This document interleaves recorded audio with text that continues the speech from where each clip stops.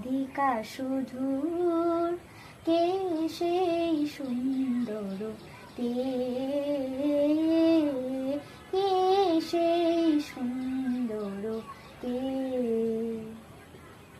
যার শিখি পাখা লিখুনি হয়ে, গোপনে মোরে কবিতা লেখায়।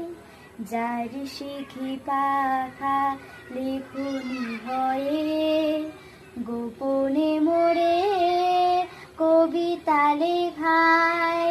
সে রহে কোথায় হায়, আমি যার বরসার আনন্দকে কারে তেরো সঙ্গিনী নামিনী লেখা।